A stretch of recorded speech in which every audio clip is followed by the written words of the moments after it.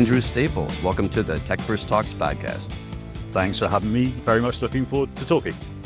It's going to be a fun one today because we're going to talk about technology and innovation, but we're going to look at it from a different perspective than I normally would in this podcast, because what we're going to talk about is the current geopolitical situation and how that's impacting businesses across the region. We'll cover things like tariffs and who's winning and who's losing, but most importantly, what I want to get to is what kind of advice are you giving clients and business leaders about how they can actually navigate this very complex, dynamic environment. And since I'm not an expert on this, why don't you explain your background, because you are the expert in this area, and maybe a bit about what you're doing today and how you help your clients navigate the situation. Excellent. Thanks, Charles. That's very generous to call me an expert. I've been in the field for, 20, 25 years or so on and off, had an academic career before I joined the Economist group. I was in the intelligence unit for many years. And then more recently, I was running the research-led thought leadership part of the Economist group, Economist Impact. I jumped out of that late last year to set up my own geopolitical advisory, GeoPol Asia. And I'm generally working with multinationals. It's the C-suites and boards of multinationals that I work with. There's a few other things that I do to keep me sharp and to sharpen that expertise, I guess. So I'm an associate fellow with the International Institute for Strategic Studies in their geoeconomics and strategy cluster, and a senior advisor for some other organizations and philanthropic organizations. And I do a little bit of executive education here in Singapore for National University of Singapore's Business School. So if that doesn't make you an expert, I'm very curious about the qualifications to get to that. So I do want to make one comment about you leaving the Economist and going out on your own to start your own geopolitical advisory firm. Could you have picked a better time? I mean, literally, like within 2 months of you starting this, Trump takes office in the US, and then the tariff situation starts, and we have a level of uncertainty now that we've never really experienced in business before. I think I could have picked a better time. 6 months earlier would have given me a little bit more time to get organized and so on. But you're right. There's sort of huge demand. There's a lot going on in the world, a lot of uncertainty, and hence a lot of sort of need to try to cut through some of that noise and to work out what's going on, what it means for organizations, for individuals, for strategy, and so on. So yeah, good timing. Okay. And then one other quick question on this. So before you had the safety of working for a large corporate, now you're out on your own, you're developing your own portfolio career, which I admired because I've been trying to do it off and on for 8 years as well. How has that changed how you look at the world, or how you do your work? It's a big change. And I've always had a sort of single employer, but I've always been working towards, as you just mentioned there, towards this kind of idea of a portfolio career. I looked around and had to think about where I was with my employer, what I wanted to be doing, what was going on externally. I thought, now's the time. The other part of that, I think, over the years of getting increasingly more senior within the Economist group, I found myself stepping back a bit from the things that I was particularly interested in, the geopolitics, the strategy, and so on, and end up running teams and spending a lot of time in Excel spreadsheets and budgets and all this kind of thing. So, some push and pull factors, I guess, to take me to where I am today. I can relate to that because whenever people ask me, well, since you're on your own, what do you focus on? And I'm like, well, whatever I want, whatever sounds cool at the time. It's like I can be that flexible. I'm not tied down to I have to cover this. I do what I find interesting. So I think that's one of the fun things about it. Exactly. I think just to build on that, I've really found the time to focus on the things that I enjoy and that I've found over the years that I'm good at. So, focus on that. And that's across different forums. So whether that's engaging with C-suite or it's doing advisory or it's executive education, it's really sharpening that focus back onto things like geoeconomics, geopolitics, strategy, and so on. So what I want to start about first is looking just at the geopolitical situation. So we'll come to the business impact in a bit, but let's look at Asia right now. So how would you describe what is going on with the geopolitical tensions, with the tariffs? What's driving those tensions or the momentum that you're seeing across the region? Yeah, so I guess in a word, tense, and just to expand on that, and uncertain and somewhat volatile as well.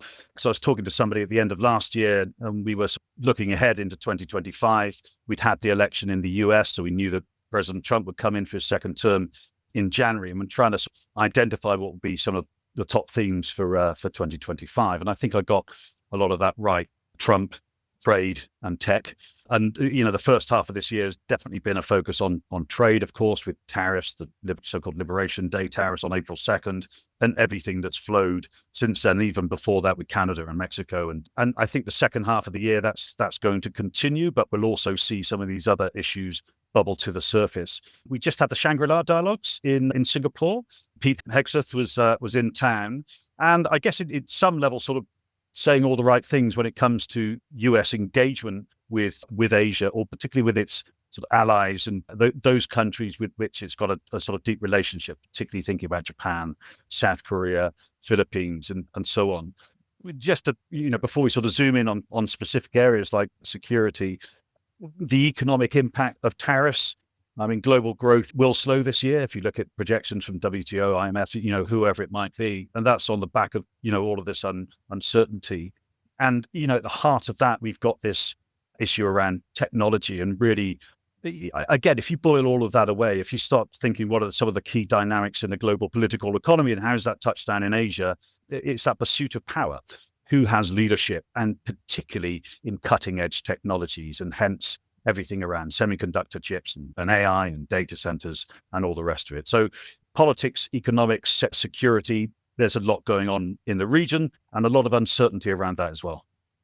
It's not an easy time to be a politician anywhere across Asia right now, but also to be an executive, because the impact this is happening on a lot of these companies in Asia, whether it's the Western-backed MNCs or the Asian-based large corporates, it's just creating a lot of chaos for everybody. How are they managing this, and what are you hearing from your clients on it? Yeah, absolutely. So one of the hats I wear in Singapore, I'm the forum chair for IMA Asia, which is a peer group for C-suite basically. And the membership is predominantly European, North American headquartered firms. Or demographic that I'm interacting with are the Asia Pacific heads of those firms. And it's a wide sector. So logistics, supply chain, chemicals, heavy manufacturing, FMCG, tech, finance, insurance, all the rest of it. The key issue over the past 4 months has been uncertainty. And what do we do about it? And there's a lot there that we can unpack, but it's absolutely the case that it's holding back investment plans. That uncertainty means there's a lack of clarity on what clients are doing, where the market is going, and so on. And therefore, this is now not the time to be making big investments. And when I say big investments, should we bring more of our supply chain out of China? And if so, to where?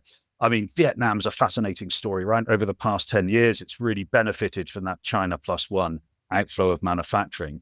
And you could say too successfully, because its trade surplus with the United States just exploded in that period as well. And hence, it came right into the crosshairs of the Trump administration.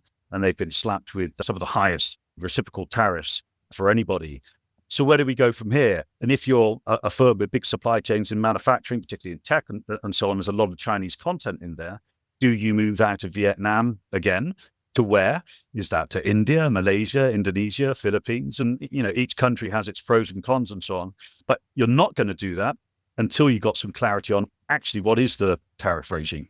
I find this fascinating because a lot of companies have adopted China plus one, or someone like Samsung. When we talk about that Vietnam situation, it's because Samsung's 20 to 30% of GDP. And I've been out at their centers there just north of Hanoi. It's as big as a large city. And that's just the complex where they're manufacturing PCs, semiconductors, mobile phones, you name it. You go there, you think, well, I've outsmarted Trump now, because suddenly you move into a country where there's low tariffs. As soon as he sees that, it's still not being manufactured in the US, so I'm still going to slap another tariff on you. I think people are stuck between a rock and a hard place at the moment. And hence this whole idea of sort of wait and see and of holding your breath. That 90-day period comes up, that will terminates in about a month from now, so beginning of July. Will we get the clarity that everybody wants from that time on? Or is this the sort of new normal where it just keeps rolling like that? And at some point, you're going to have to breathe out and make a call and make a decision. But do you think this could actually be a good opportunity for some of the countries in Southeast Asia? Absolutely. And in South Asia as well. Let's face it, it's in South Asia. We're talking about Asia, but you could talk globally. I mean, I spoke for the Canadian conference that was in town in February in Singapore, a couple of weeks after the inauguration. And, the headlines were full of 51st state and all the rest of it. And the sense of anger at that conference was white hot. and where they were turning that anger into energy to really refocus their activities in Asia, in the Indo-Pacific, finding new opportunities for growth, reducing dependency on the United States. And all of this is sort of good stuff that they should have been doing anyway. With Europe, NATO, yes, you need to increase your defense spending. You should have been doing this for the past 15, 20 years or whatever it might be. When we had the Asian financial crisis back in 97, 98, that's spurred ASEAN to really integrate, to come together with an ASEAN free trade agreement. But everybody knows that there are still monumental barriers to trade internally within this bloc of Southeast Asian countries. But nobody's really wanted to take the bull by the horns and say, how do we standardize regulations and labeling and safety and this, that, and other in order to create more of a seamless market across Southeast Asia? All of those conversations are front and center now. We've just had an ASEAN summit with the GCC and with China in Malaysia. And a lot of the talk there, in addition to those countries, was about how ASEAN can get its house in order to become more of a competitive economic bloc. Now, I want to come back to China for a minute, because when I first heard about people talking with the China plus one strategies, years ago, I always wondered, is it actually going to impact China that much? Because there's just so much growth everywhere anyway. How is China managing this? They seem to be, in my perspective, just sitting back a bit and letting it go because they're going to watch the chaos. But do you see them now going out there and trying to develop a lot more stronger ties with certain countries or certain businesses? So there's a lot going on there. And you're right, this China plus one has been going on for some time. Some of that is simple, the growth story in China, which has been incredibly successful. And if you were in China in the 1990s for cheap labor, stitching shirts together or whatever, you're not there today. You're in Bangladesh. So you would have seen an outflow of that FDI anyway. I think more recently, particularly for the Trump first administration onwards and continuing under Biden, these issues around national security, resilience, that was definitely accelerated because of COVID and so on. You're taking a look again at your supply chains and your over-reliance. Geopolitically, over 10 years ago now, Japan got a taste of what export controls look like with rare earths, critical minerals, and so on. And that spurred them to think about moving some of their supply chain out of China. What does all of this mean for China? It spurred a lot of domestic innovation and growth. The whole sort of China 2025 strategy has been incredibly successful. What we're seeing now is, and what we expect to see continue, is a tsunami of Chinese overseas investment as those firms come out of China looking for opportunities, and particularly in those countries where China has a very strong, if not dominant, trading position, or they've been involved in infrastructure development through the Belt and Road Initiative and so on. So yeah, that's the sort of next stage. We've seen all of this foreign direct investment go into China since the 1980s. We're now going to start to see a lot of Chinese investment coming out as well. And I think it can actually be good for some Chinese brands as well, because let's face it, the smartphones that come out of China are very good phones. They just don't have the brand or the price tag that you have with a Samsung or an Apple. Yeah. And if this does lead to anti-American or anti-Western sentiment, people might start thinking, well, maybe I'll just go for a cheaper Chinese alternative. I mean, look what's going on with electric vehicles and how dominant they've become in electric vehicles globally. Yeah, well, BYD is the top selling car here in Singapore, has been since, I think, January or February or something like that. And I think that's a very good case in point. So yeah, you're right. There's a lot of consolidation that will take place, particularly in EVs and so on. And as other firms have found, whether they're from Europe or North America or Japanese firms, in the 80s and 90s, going overseas comes with a whole set of challenges and learning opportunities as well. You really need to sharpen your game. It's going to be interesting to see how that plays out for a lot of Chinese firms. Okay, I want to switch tack a bit now and look at the role of the MNCs within Asia and the Western MNCs. So I've worked for a couple in Asia. When you're in Western-based MNC in Asia, you're always the third priority. It's always North America, Europe. You're never really prioritized, which means it's a very challenging place to be a business leader. And now you throw all this complexity of the current geopolitical situation, which a lot of it is aimed at China. How do you advise these leaders that you're talking to? Because the role was already tough, and this is just sort of making it even more tough. And I think they're going to be really underappreciated as they go through all of this turmoil. It depends on individuals and firms and so on. But generally, some of the sort of general trends that I see, and particularly over the last sort of 6 months or so, is that head offices are increasingly concerned with themselves and their domestic markets, and that's particularly the case if you're an American multinational as well. So, one of the challenges and opportunities for business leaders in Asia is to be that conduit of intelligence back to head office. This is what's going on, but also at the same time saying, we know what we're doing, let us get on with things. And to a certain degree, there's a bit of space for some of those people to operate in when head office and everybody is sort of concerned with domestic issues thousands of miles away. Then if you play your cards right, you've got a bit of space to do things here without everybody looking over your shoulder all the time, right? But that sort of being on the ground, being able to send back intelligence about what's going, send back market intelligence about how things are changing, and keep flying the flag for the operations in this part of the world, because Western firms here in Asia feel that they are second, third priorities for head offices. So there are pros and cons within this as well. Geopolitics has impacted the region, but it's not just the geopolitics that's impacting what goes on in Asia. And I want to go back to the pre-pandemic days, because I was in Singapore for 15 years, and I was there during the boom era, where you had every MNC was setting up their innovation and R&D labs in Singapore. You had this big influx of venture capital firms really driving the startup environment. So it was really the hub for innovation. But what's happened in recent years is a lot of that buzz has gone to the Middle East. Yep. Because of the spend coming out of Saudi, UAE, Qatar, you're seeing a lot of companies put their focus there because I want to go where the money is. Yep. But also you're seeing a lot of talent shifting there as well, because they're paying a lot of money. And Singapore has low taxes. UAE, Saudi, you're going to pay no taxes. So it's quite an interesting environment. So how do you think that has been impacting the businesses and MNCs in Asia as well? So look, I think it's a very interesting dynamic there. And it's something that's been building for some time. All of the political challenges in Hong Kong, that was one phase of all of this. COVID, the cost of Singapore, the cost of keeping people here, but where else are you going to go within Asia? I mean, Tokyo is a fantastic city, but it's not a Singapore, and it's not a Hong Kong.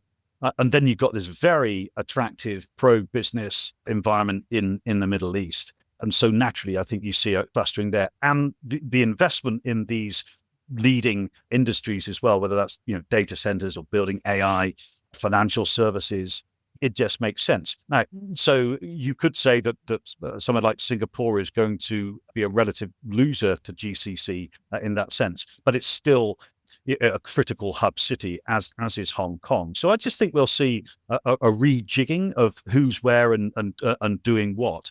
I think more interestingly, and I mentioned a few minutes ago about this the ASEAN GCC summit. This is only the second summit that they had. The first one was 2 years ago in Saudi. That a really interesting new growth relationship there. Once you throw in India as well, they're linked with the Middle East and growing links with Asia, politically, economically, security as well. It's a very interesting sort of growth triangle. So how will that unfold, in the coming years is something to watch quite closely. And I think on that, what's interesting is the GCC has the money. They don't have the population and the number of consumers to drive a lot of this. So they need external markets to go after. If they want to lead in AI, for instance, it's great if they can use it internally and they will get a lot of value out of it. Then you got to start figuring out where else can I take it to? Yeah. So, well, India's on your doorstep with 1.4 billion people. You've got, what is it? I can't remember the latest figure, 680 million people in Southeast Asia. And, India's the fastest growing large economy in the world. ASEAN growing somewhere around about 5% as well. So it's a good strategic fit, isn't it? And I think Singapore will come back from this. I think they realized that there was a slowdown after the pandemic, and there was that period where you had your natural outflow of people, where people come in and only do let's say 2 to 5 to 7 year stint, and then they move on. They didn't have that influx during that period. So I think they'll start getting the buzz back. I'm sure some of the stuff in GCC will be great. Some will be overhyped and it'll be brought back to reality. And I think there will be the shift back again. Curious to see how that's going to go. And I think also what does Singapore have going for it? Its physical location, but the regulatory regime here, government is very smart. They're very good at working out what the issues are, working with industry and to try to improve them as well. So I know that, people like the Economic Development Board here in Singapore are on this. They're looking at what they need to be doing to continue to ensure that Singapore is the attractive business destination that it has been for many, many years. And it's still an attractive place to live. As I mentioned, I just left after 15 years to move back to Europe. I miss the fact of living somewhere where everything just works. Yeah. But I've had this conversation many times, particularly digital government, setting up a business and all those type of things is easy and straightforward here. And I say that having lived in Japan for 15 years, where faxes are still a thing, right? And that's what I love about Japan. The fact that you still need a fax machine to do business. We looked at it from innovation from the MNC side, but what we've also seen is Southeast Asia has taken a hit on the VC side. And I know this isn't your core area, but I want to share what I found out when I was just in Singapore for a couple of weeks. Yeah. All the VCs I'm talking to said there's been a massive slowdown. A lot of that driven by some of the scandals with the unicorns across the region, which was e-fishery in particular out of Indonesia. And then people are just realizing there's not as many exits. So you have a situation now where you've lost a lot of the tech innovation spend that would be coming into the region for R&D is now moved out. You've lost some of the talent that you'd normally be trying to attract is now going to the Middle East. Now the VC money is moving out. If you were going to advise any country in Southeast Asia, what should you do to increase your attractiveness and momentum? But I know that's a very difficult question because if it was a silver bullet, we'd have done it already.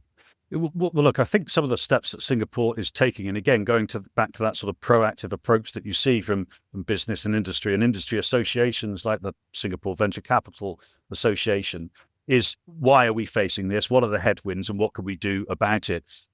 Governance, I think, is one of the issues there, and making sure that you tighten up governance to every stage of the development of a business.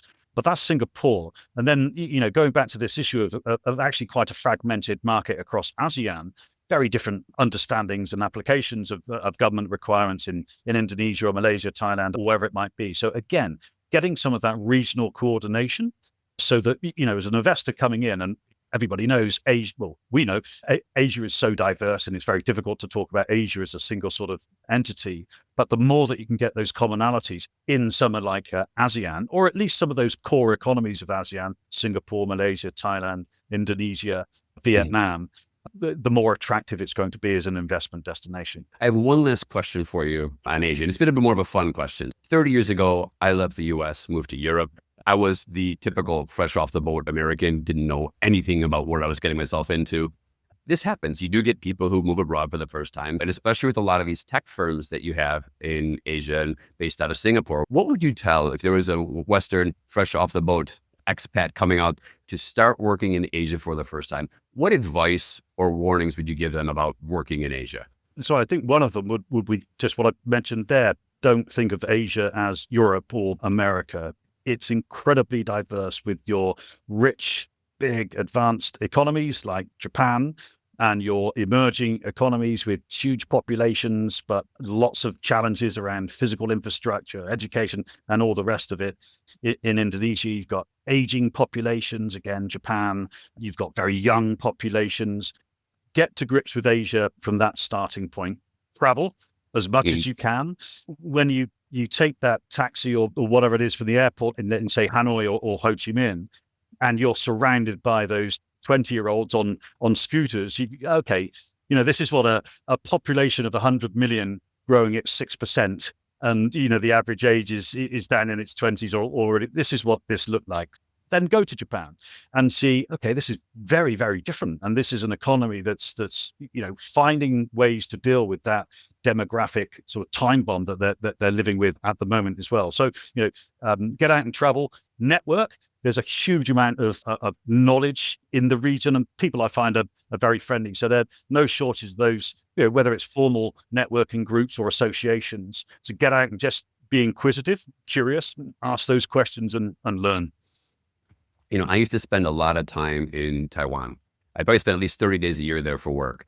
What I loved was if I went to go see any of the large firms and the big tech brands, if I would come in, I would get their senior management. They would want to sit down and pick my brain. And I think sometimes when you're from the West, and if you're used to what it's like in Europe or in North America, or even in Singapore for that matter, it's difficult to get those top people to come and sit down with you. When you go there, the top people are constantly looking for, what can I learn from you? Well, how can I start gaining an advantage on this? And I used to really like that because suddenly you got access to these people that I'd never get in other countries. Yeah. I think similarly in Japan, a lot of the senior management there would be very interested in your views on Japan.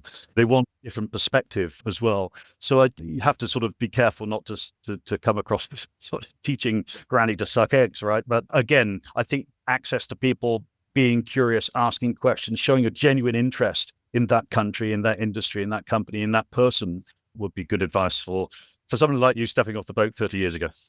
So I want to now switch and look a little bit to the future. I don't spend my whole days and nights looking at geopolitics, but you do. I mean, this is your livelihood. And I look at it from the very superficial level because I see what's in the news, but you'll be looking at a lot of other things. So when you look at Asia over the next 12 to 18 to 24 months, what keeps you up at night? Are there certain risks that you see that maybe we're not talking about yet that exist and they're a little bit worrying? Yes. I think in a word, miscalculation is one of the sort of biggest risks. Miscalculation can lead to a crisis. We've seen this in previous years in the region, and we've got no shortage of geopolitical flashpoints in Asia. And you can be talking about North Korea, you can be talking about Taiwan, South China Sea. We just had Pakistan and India throwing some punches at each other. And particularly if you're thinking about Taiwan, we've seen China rehearse, what it might do there to enforce a blockade of that island. And any miscalculation there could lead to something more serious. Actually, I'd say also in the South China Sea with the Philippines, there is disputes over the reefs and so on, which can get quite nasty. And people are being injured in some of these, and it doesn't take much more for somebody to be killed, and then all of a sudden you've got a bit of an escalation there. So that would be one thing I think that keeps you awake at night. Yeah. But then let's look at it from a positive perspective. So let's go out a couple of years from now.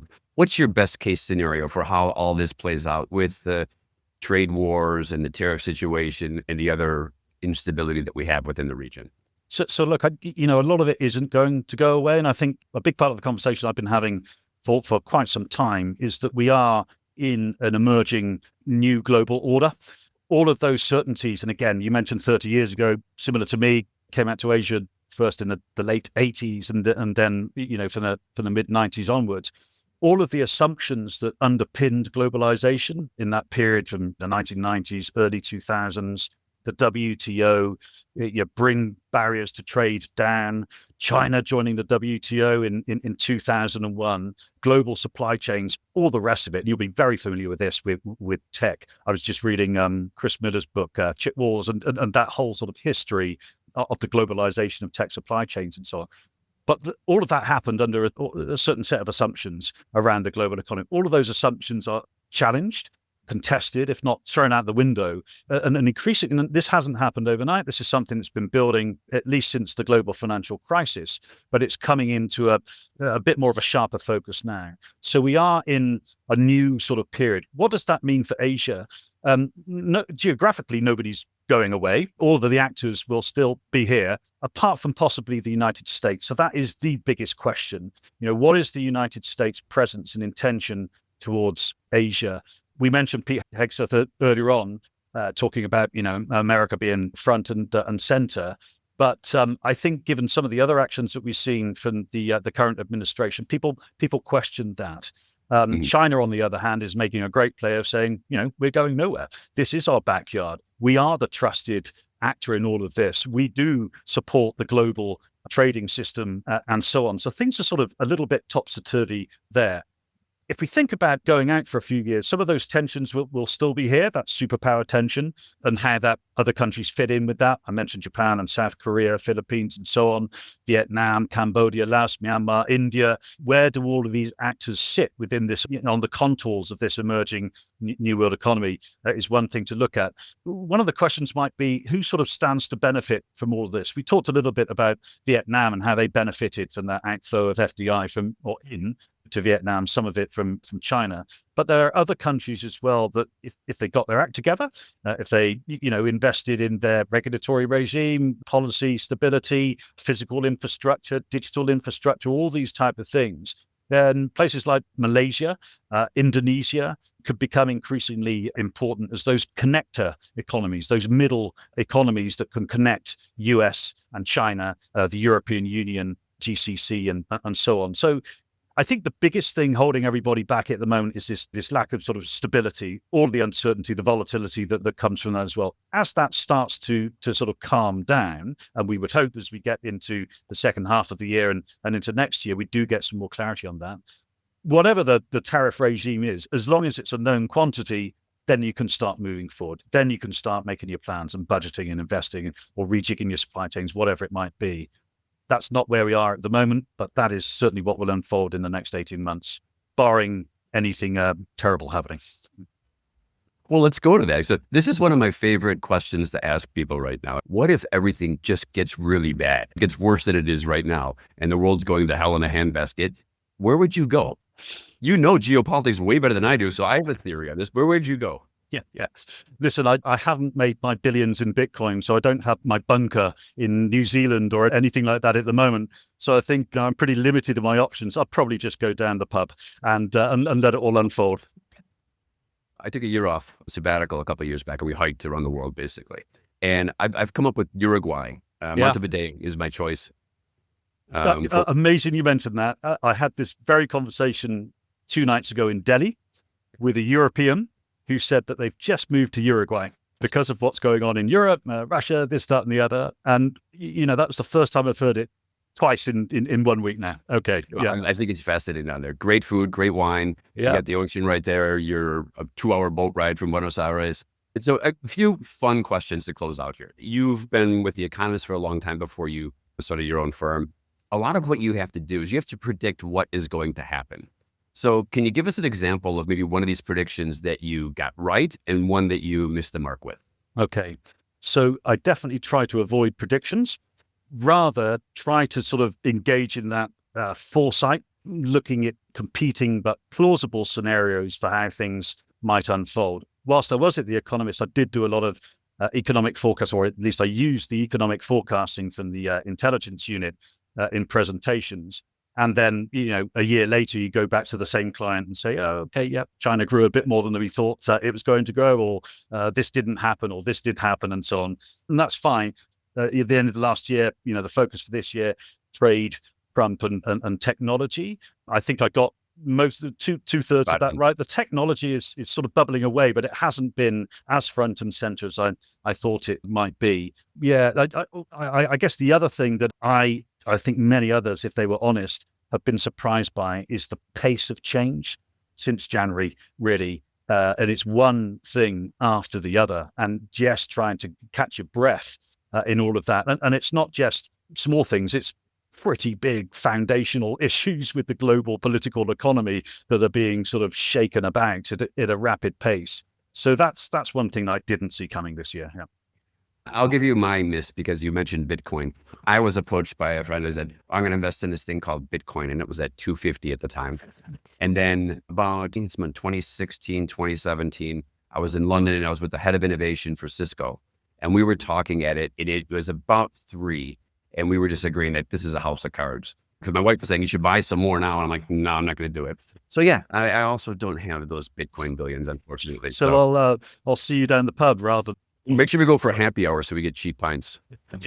Exactly. I think just on that though, because it is a couple of times people have mentioned to me, thanks for the sort of presentation and the insights. It's all a bit gloomy, isn't it? And I know, well, yes, it is. However, let's not forget, let's try to put some of that to one side. There are a lot of really great fundamentals driving growth, particularly in this part of the world. Those secular drivers of growth that we shouldn't overlook, the young, dynamic populations in Southeast Asia, the real thirst for growth and better living standards in India. All of this sort of drives things forward as well. So it's going to happen, regardless. And I think also we all have a sort of role in this, in sort of trying to live the values that we want to see and arguing for a rules-based global trading order. Yes, it needs changing and it needs revision and so on, but let's not throw it out of the window and go back to a dog-eat-dog type of world as well. So it's not all doom and gloom. There's some good there.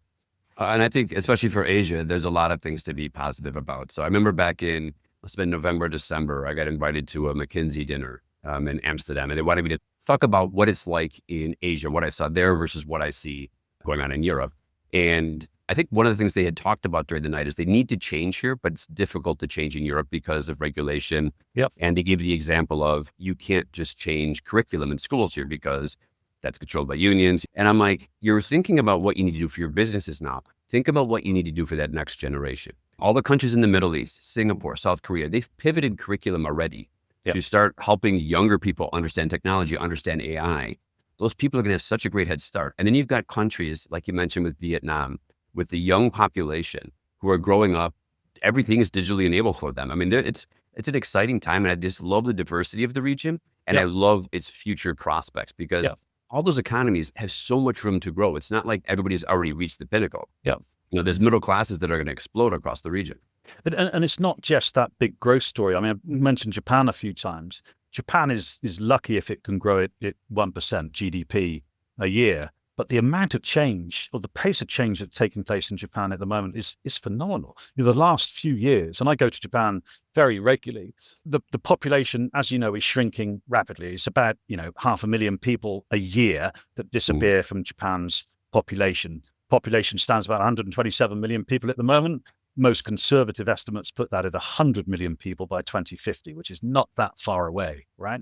So the space for Japan not to take action has got smaller and smaller. And hence you're seeing a real explosion of application of technology. That digital transformation that Japan was sort of well behind, they missed that digital wave back in the 90s and early 2000s. By necessity, they have to do that now. And hence, we're talking about VC down in Southeast Asia, but in Japan, really exciting scene there. And these are guys who are solving for those type of societal problems, an aging population, demand for healthcare, different forms of education, this, that, and the other. It's really quite exciting. So yes, to the young population, big population with a great growth path, to the big, solid, mature economies like Japan, right the way across the region, I think there's some really great growth potential and interesting innovations taking place. Well, I'll do my stint in Europe for a few years, but I look forward to getting back out into Asia Pacific because I find it a lot more dynamic and interesting, and it's a lot more fun places to travel for me because I already spent 15 years in Europe before. So I'm looking forward to getting back. Yeah. I'll be here for a while longer, I think. Yeah. Okay, so one last question about your role right now. So you've been in this job or your company for about 8 months. You mentioned you wish you started it 6 months earlier. What do you understand today about being an independent that you wish you knew when you started out? I think, good question. I think I spent a little bit too much time navel gazing and trying to polish who I might be, what GeoPol Asia is, and getting that value proposition, getting a nice website and doing this, that, and the other. Just get out, start talking to people. The market will tell you, what the demand is and tailor accordingly. So, getting that balance right, I think, is one reflection that I would have.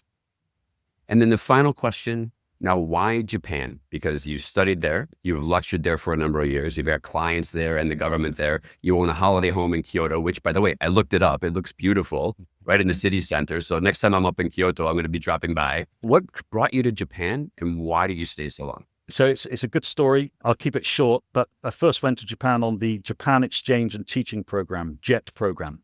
Now, this was set up by the Japanese government in the 80s as part of their sort of internationalization strategies. In fact, it was sort of related to all the trade friction that Japan had with the United States, that is sort of being replayed again with China. Anyway, I spent 3 years in the south of Japan, Fukuoka, absolutely fell in love with the country. I went back to graduate school to get a master's degree so I could go back to Japan and get myself into the labor market. That led to a PhD with a period of research in Tokyo.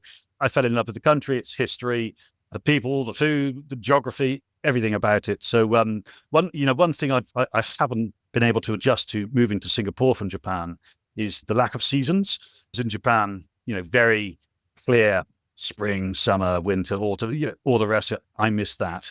Japan has a lot going for it. It's got a lot of challenges as well. And how they navigate those challenges, I think, is going to be instructive for many governments and companies and societies around the world. But it's a place of great beauty, security, safe, clean, everything works, all the rest of it. Yeah. It's my favorite place to travel in the world, bar none. I mean, as you can see from the pictures behind me, yes. I collect art from Japan. I've hiked across the country. I've cycled across the country. I've done more eating across the country. I go to punk rock festivals there every year. I literally flew from Amsterdam to Tokyo to go to a punk rock festival. I'm 55 years old. I can't believe I still do this. I need the name of that festival. I go to Fuji Rock, Fuji Rock, sort of, Glastonbury. I've been there for the last 4 or 5 years. That's fantastic. But if there's one thing I'd sort of focus on in Japan, it's the countryside. Get out of the cities into the countryside. There's a lot of foreigners who have made these fantastic businesses where they fit out RVs, which you can hire, go into the Japanese countryside. It's just stunning. Yeah. Oh, that's beautiful. So anyway, Andy, thank you so much for spending time with us today to go through the geopolitical situation. And now you make me want to go back to Fukuoka because I'm craving ramen, and it has the best ramen in the country.